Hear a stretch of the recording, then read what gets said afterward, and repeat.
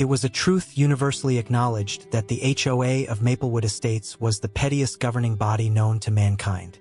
If there were an Olympic event for micromanaging, these people would take home gold, silver, and bronze, probably after filing a complaint about the metal designs. Ethan, a federal judge whose courtroom reputation was legendary, had managed to coexist with their nonsense for years. He tolerated their endless memos about lawn height and mailbox colors. He even bit his tongue when they fined him for leaving his trash bins out too long, an offense they measured in nanoseconds. But today, they crossed a line so absurd, so infuriating, it made even Ethan, the man who once remained calm while sentencing a billionaire, lose his cool. As he pulled into his driveway, Ethan immediately noticed something was off. His sister Sarah's wheelchair, a custom-built marvel of engineering that she relied on every single day, was missing from its usual spot by the front steps. Instead, there was a trail of scratches leading down the stairs and into the bushes, as if someone had reenacted a scene from Fast and Furious using mobility equipment. At first, Ethan thought it might have been an accident, a rogue gust of wind or perhaps a raccoon with a vendetta, but then his eyes landed on the piece de resistance, a letter taped to his front door with all the subtlety of a slap in the face. Dear Mr. Ethan, it began in that faux-polite tone HOA letters are famous for. Your sister's wheelchair has been deemed non-compliant with HOA aesthetic standards and has been removed for violating Section 4.2b of the Community Guidelines. We trust you will take immediate action to rectify this situation. Ethan stared at the letter, then at the stairs, then back at the letter again. Non-compliant? Aesthetic standards? Was this some kind of dystopian prank?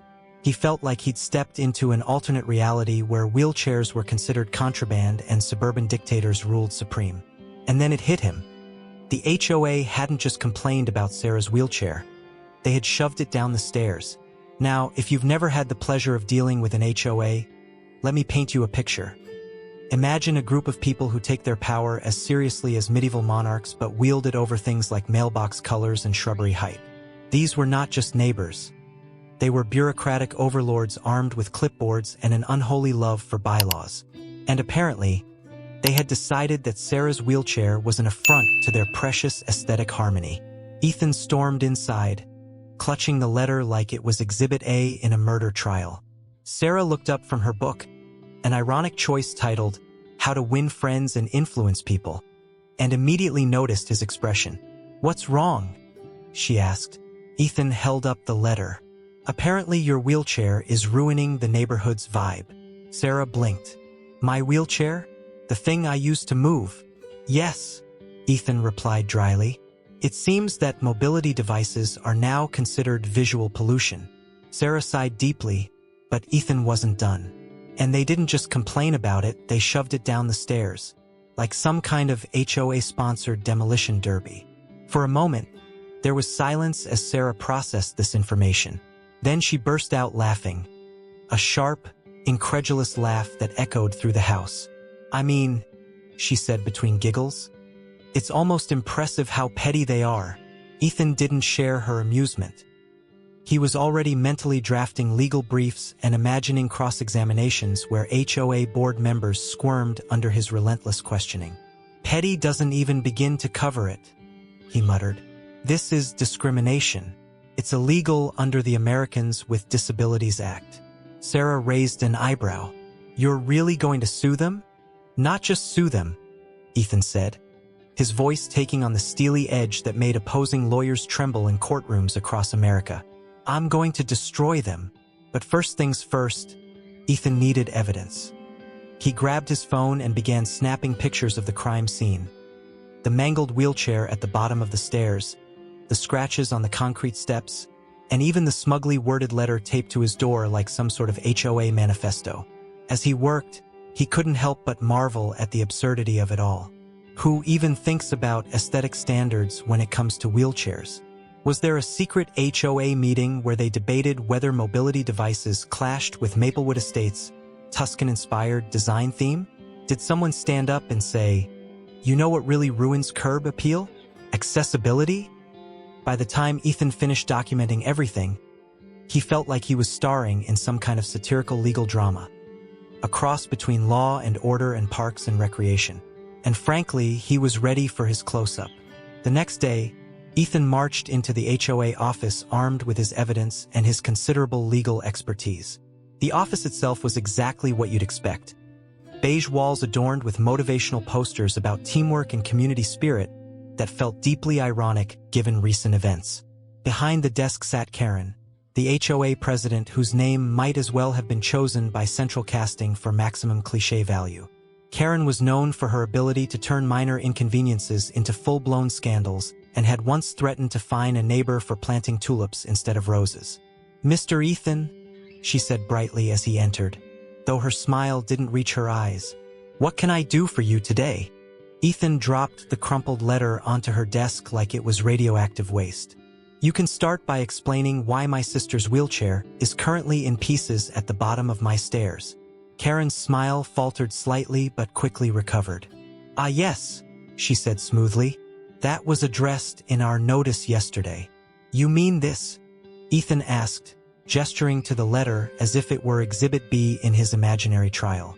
"This passive-aggressive masterpiece that somehow manages to be both condescending and legally dubious?"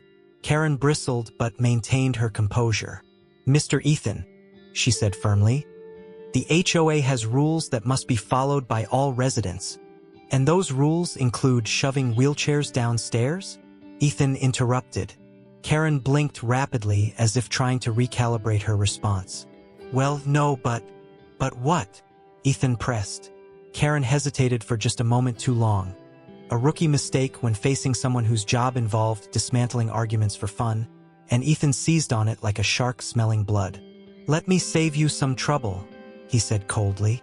"This isn't just unethical. It's illegal under federal law." Karen opened her mouth to protest but quickly closed it again when Ethan pulled out his phone and began scrolling through photos. The scratches on the stairs, the mangled wheelchair frame, and then opened up a copy of the ADA regulations for good measure. "I suggest you start preparing your defense," Ethan said as he turned to leave. "Because when I'm done with you, Maplewood Estates won't just have new aesthetic standards, it'll have new management."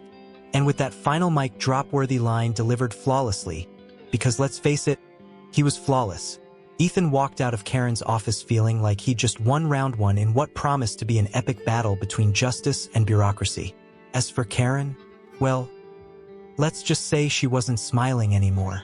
Ethan sat at his kitchen table, staring at the HOA's letter as if it were a particularly offensive legal brief. Sarah, his sister, sat across from him, sipping tea and occasionally glancing at her mangled wheelchair, now propped against the wall like a war trophy. The absurdity of the situation hung in the air like the smell of burnt toast. "So let me get this straight," Sarah said, breaking the silence. "They think my wheelchair is an aesthetic violation." "Apparently," Ethan replied, his voice dripping with sarcasm, "because nothing screams neighborhood harmony like tossing a disabled person's mobility device down the stairs." Sarah chuckled despite herself. "I mean, I always knew HOAs were bad, but this is next-level villainy. What's next? Banning guide dogs because they clash with the landscaping?" Ethan smirked. "Don't give them ideas." The truth was, Ethan wasn't laughing. He was furious. This wasn't just about Sarah's wheelchair. It was about power, pettiness, and the kind of bureaucratic nonsense that made his blood boil. The HOA had crossed a line, and Ethan wasn't about to let them get away with it. He picked up his phone and began scrolling through the HOA's governing documents, which he had downloaded from their website months ago out of sheer curiosity and mild paranoia. The covenants, conditions, and restrictions, or CC and RS, were a labyrinth of legalese designed to regulate every aspect of life in Maplewood Estates, from the height of your hedges to the color of your curtains. Somewhere in this mess of rules and regulations, Ethan was certain he'd find something he could use against them. "Ah," he muttered, tapping on a section titled Community Standards, Aesthetic Guidelines. "Here we go. What does it say?" Sarah asked. Ethan squinted at his phone. "All exterior modifications must be approved by the HOA board to ensure compliance with community aesthetic standards." He paused, then added with a smirk, "This includes but is not limited to paint colors, landscaping features, and mobility devices that offend Karen's delicate sensibilities. Sarah laughed so hard she nearly spilled her tea. "Okay, you made that last part up." "Barely," Ethan replied. "But here's the kicker. They're not allowed to enforce any rules that violate federal or state laws. And guess what? The Americans with Disabilities Act trumps their precious CC and RS." Sarah raised an eyebrow. "You're sure about that?" "Positive," Ethan said confidently. "HOAs love to act like they're above the law, but they're not. They're just a bunch of nosy neighbors with too much time on their hands." Sarah leaned back in her chair, a mischievous grin spreading across her face. "So what's the plan? Are you going to sue them?" "Oh, I'm going to do more than that," Ethan said, his eyes gleaming with determination. "I'm going to make them wish they'd never heard the words aesthetic standards." The next morning, Ethan got to work. His first stop was City Hall, where he requested copies of every building permit and zoning regulation related to Maplewood Estates. Then he visited a local disability rights organization to consult with an attorney who specialized in ADA compliance. By lunchtime, Ethan had enough legal ammunition to take down an entire HOA board, and he hadn't even started digging into their financial records yet. Back at home, Sarah watched in amusement as her brother transformed their living room into a makeshift war room. Legal briefs were spread across the coffee table. Sticky notes covered the walls like some kind of conspiracy theorist's dream board. "You know," Sarah said as she wheeled herself into the room, "most people would just write an angry email or post a bad Yelp review." Ethan didn't look up from his laptop. "Most people aren't federal judges." Sarah snorted. "Fair point." Ethan spent hours combing through case law and drafting letters to various government agencies. He filed complaints with HUD for disability discrimination and contacted the state attorney general's office about potential violations of fair housing laws. He even wrote an op-ed for the local newspaper titled, "When HOAs Attack, a Cautionary Tale." But Ethan wasn't done yet. His next move was pure genius or pure madness, depending on your perspective. He decided to attend the next HOA meeting in person. The meeting was held in the Maplewood Estates Community Center, a beige building that looked like it had been designed by someone who hated joy. Inside, folding chairs were arranged in neat rows facing a podium where Karen, the HOA president, stood flipping through a stack of papers. Ethan took a seat near the front and waited for his moment. "Before we begin," Karen announced in her best "I'm in charge" voice, "I'd like to remind everyone that this is a space for constructive dialogue and mutual respect." Ethan raised his hand. "Yes," Karen said, clearly annoyed by his interruption. "I have a question about mutual respect," Ethan said innocently. "Does shoving someone's wheelchair down the stairs count as constructive dialogue?" The room fell silent. Karen's face turned redder than a stop sign. "Mr. Ethan," she began stiffly, "this is not the time or place." "Oh, I think it is," Ethan interrupted smoothly. He stood up and pulled out a folder thick enough to double as a doorstop. "Because I've done some research into this little incident. And let me tell you, it doesn't look good for you." Karen opened her mouth to respond but quickly closed it again when Ethan began reading aloud from his folder. "Section 12182 of the ADA prohibits discrimination on the basis of disability in places of public accommodation," he said calmly. "And Section 504 of the Rehabilitation Act requires reasonable modifications to policies when necessary to avoid discrimination." He paused for effect before adding with a smirk, "Which means your actions weren't just petty, they were illegal." The room erupted into murmurs as residents began whispering to each other. Karen tried to regain control of the meeting by banging her gavel on the podium. "Order, order." But Ethan wasn't finished. "I've also filed formal complaints with HUD and the State Attorney General's office," he continued casually. "Oh, and I've contacted several local news outlets who are very interested in running stories about how Maplewood Estates treats its disabled residents." Karen looked like she might faint. "And just so we're clear," Ethan added with a smile that didn't reach his eyes, "this isn't about revenge. It's about accountability." The room broke into applause. Karen slumped back into her chair as Ethan sat down triumphantly. For once in her life, Karen had nothing left to say, and Ethan couldn't have been happier about it.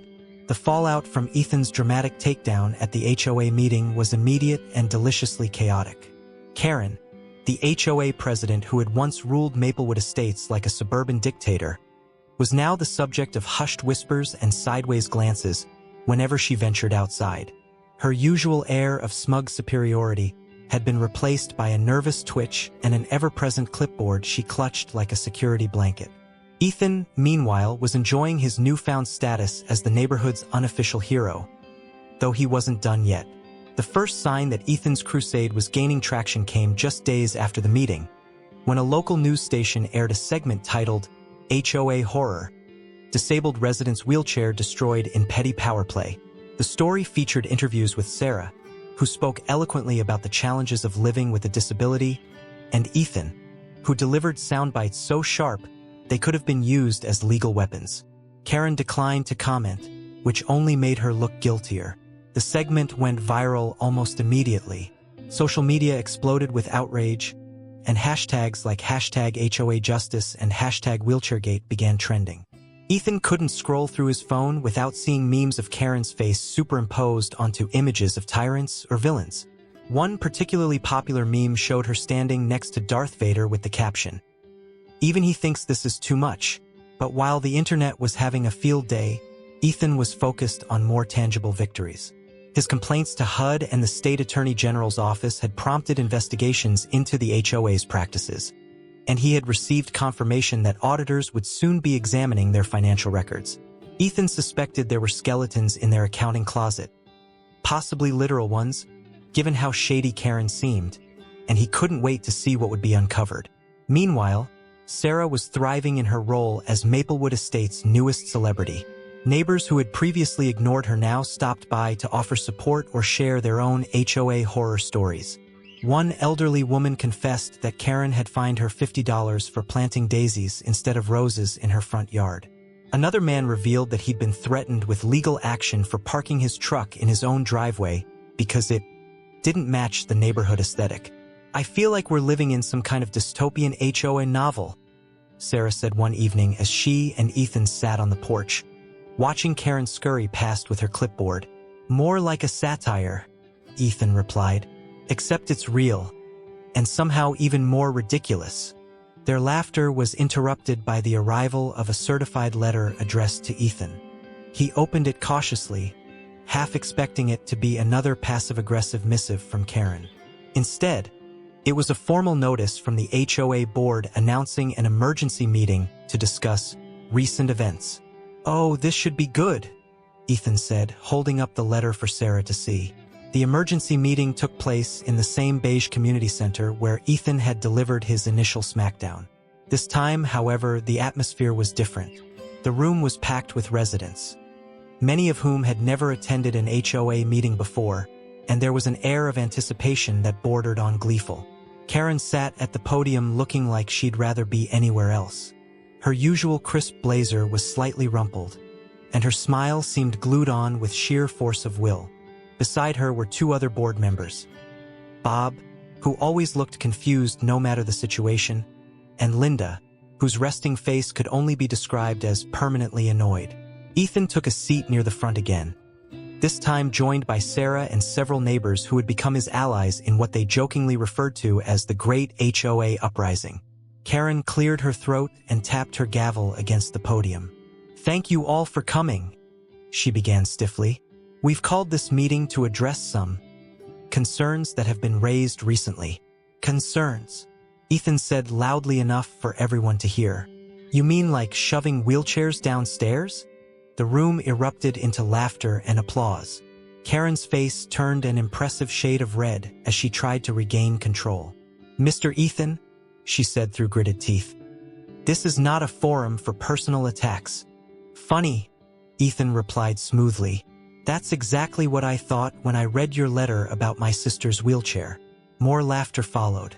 Karen glared at him but pressed on. "As I was saying," she continued, "the board has decided to implement new policies to ensure that incidents like this don't happen again." Ethan raised an eyebrow.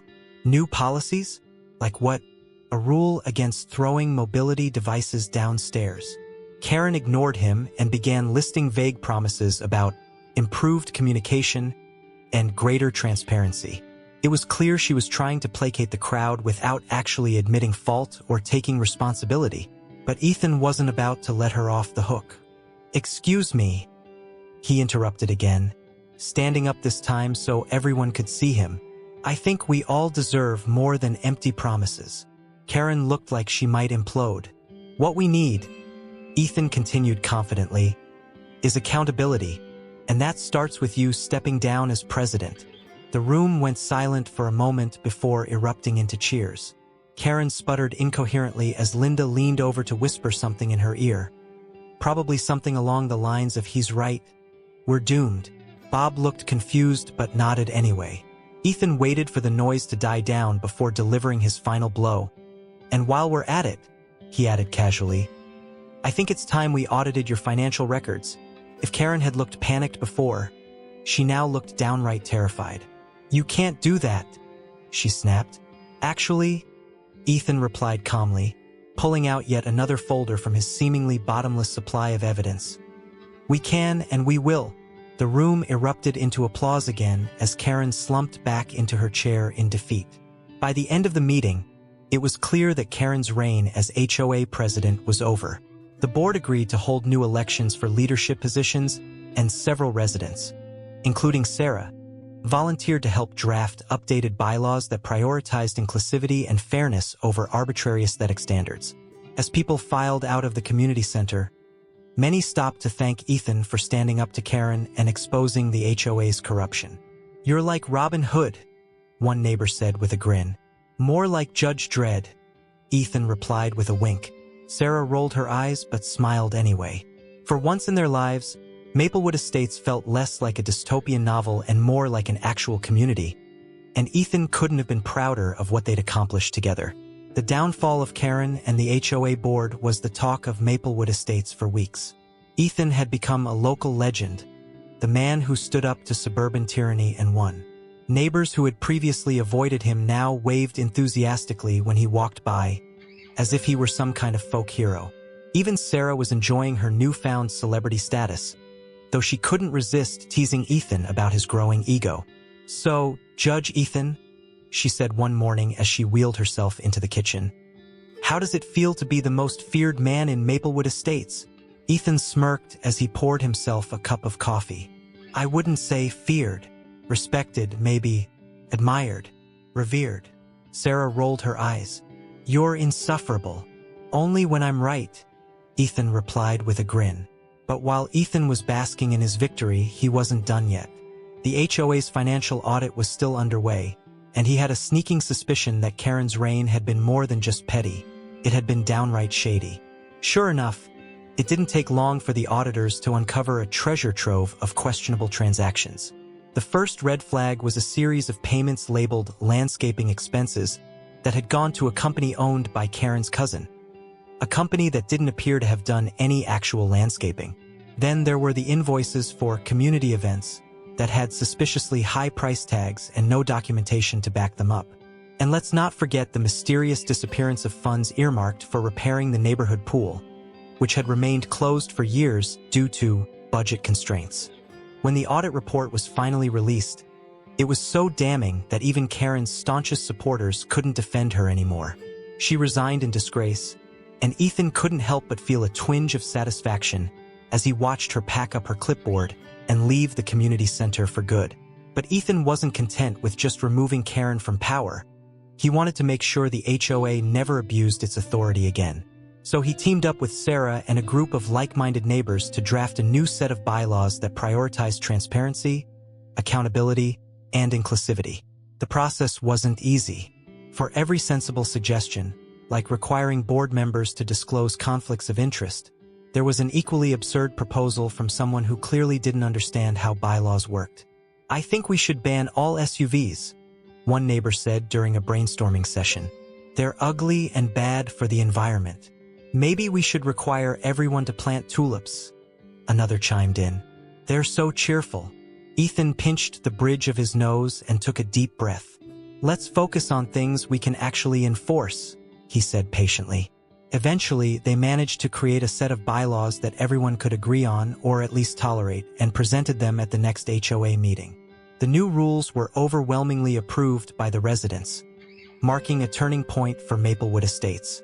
With the bylaws in place and Karen out of the picture, Ethan thought his work was done. But then came the lawsuits. It turned out that several residents who had been fined or penalized under Karen's leadership were now seeking restitution, and they wanted Ethan's help. At first, he was hesitant. After all, he wasn't their personal attorney. But when Sarah pointed out that most of these people couldn't afford legal representation, Ethan reluctantly agreed to take on their cases pro bono. What followed was a series of courtroom battles that were equal parts frustrating and hilarious.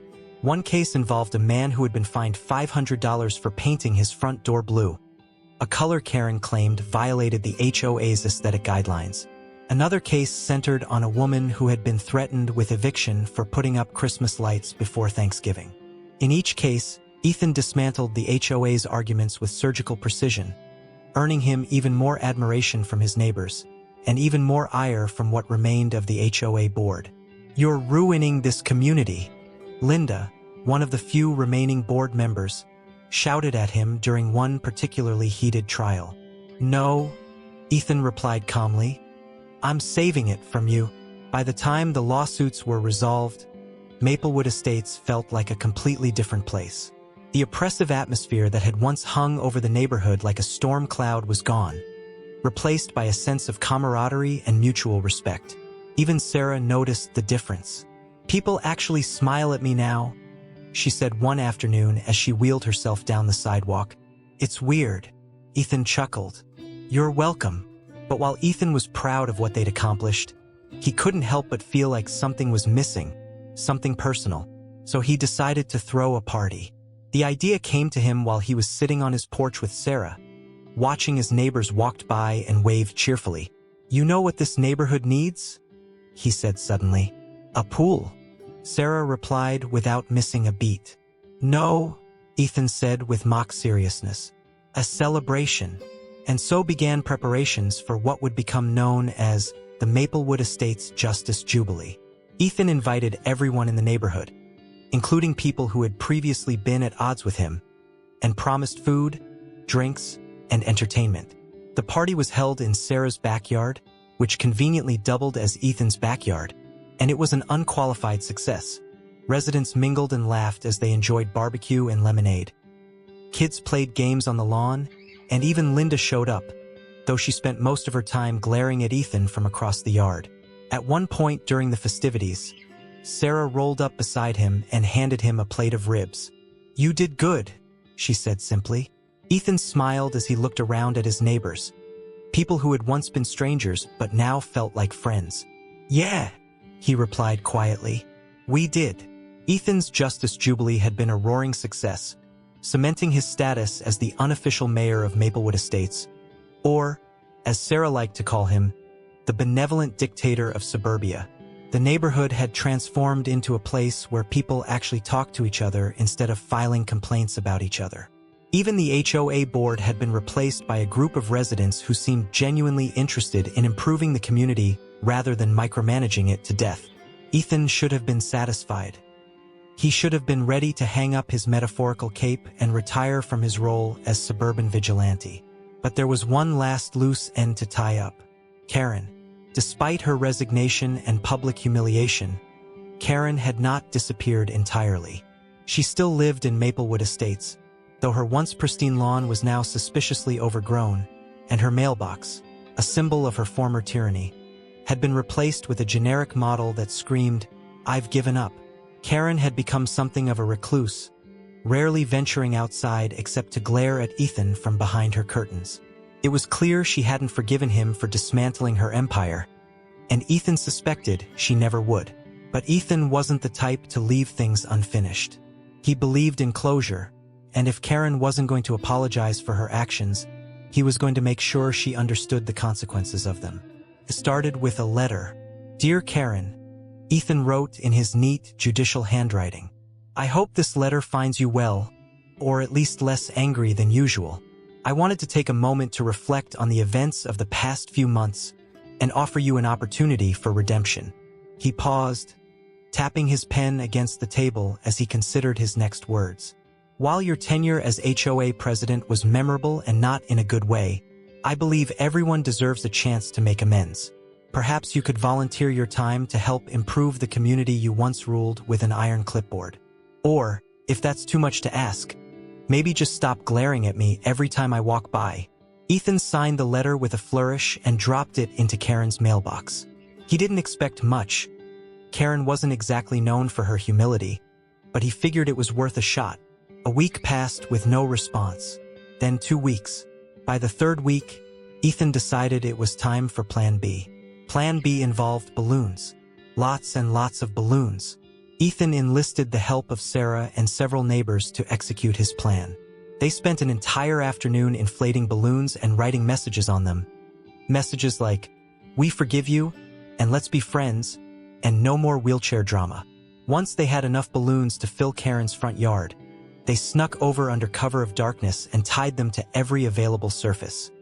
Her mailbox, her fence posts, even the branches of her trees. The next morning, Karen stepped outside and froze at the sight of her balloon-covered yard. For a moment, Ethan thought she might actually smile, or at least crack a grin, but instead, she stormed back inside and slammed the door. "Well," Sarah said as they watched from across the street, "that went about as well as expected." "Better than expected," Ethan replied cheerfully. She didn't pop them. Despite Karen's refusal to engage, Ethan wasn't deterred. He continued his campaign of kindness with increasingly absurd gestures. Leaving cookies on her doorstep, with notes that said, "Peace offering," organizing neighborhood cleanup days, and inviting Karen personally, even sending her flowers with cards that read, "No hard feelings." Karen ignored every single one. But then something strange happened. One afternoon, as Ethan was walking home from the grocery store, he noticed Karen standing in her front yard. She was holding one of the balloons, the one that said, "Let's be friends," and staring at it like it held the secrets of the universe. Ethan hesitated for a moment before approaching her. "Hi, Karen," he said cautiously. "Nice balloon." Karen looked at him, then back at the balloon. For a moment, Ethan thought she might yell at him, or throw the balloon in his face. But instead, she sighed deeply and said something he never expected. "I don't know how to be friends." Ethan blinked. "Excuse me?" Karen shrugged awkwardly. "I've spent so much time enforcing rules and arguing with people. I don't know how to do anything else." Ethan stared at her in disbelief. This was Karen, the woman who had fined people for planting daisies instead of roses. Admitting vulnerability felt like he'd stepped into an alternate reality. "Well," he said finally, "you could start by coming to our next neighborhood barbecue." Karen raised an eyebrow. "Barbecue?" "Yeah," Ethan replied with a grin. "It's kind of our thing now." Karen hesitated for what felt like an eternity before nodding slowly. "I'll think about it." It wasn't exactly a heartfelt apology or a grand gesture of reconciliation, but it was something. And for Ethan, that was enough. The barbecue turned out to be another success, though Karen's attendance caused quite a stir among the neighbors. People whispered and stared as she arrived with a plate of cookies, store-bought but still appreciated, and awkwardly mingled with the crowd. Sarah made sure to introduce herself and even managed to coax a smile out of Karen by telling her an embarrassing story about Ethan's failed attempt at karaoke. By the end of the evening, Karen seemed almost human. As she left the barbecue, she stopped by Ethan's table and handed him one of her cookies. "Thanks," she said quietly. Ethan smiled as he took it. "You're welcome." It wasn't much, but it was progress. And so ended Ethan's saga as Maplewood Estates' resident avenger. The neighborhood had changed for the better. Karen had begun repairing her reputation, and Sarah had finally gotten a new wheelchair ramp installed, courtesy of funds recovered during the HOA audit. Life was good and surprisingly peaceful. But if there's one thing Ethan learned from this experience, it's that standing up for what's right isn't always easy, but it's always worth it. Whether you're battling corrupt HOAs or just trying to make your community a better place, every small act of kindness matters, and sometimes even balloons can make a difference. So if you enjoyed this story and want more tales of justice served with humor, don't forget to like this video, share it with your friends, comment below about your own HOA horror stories, and subscribe to our channel for more. Thanks for watching.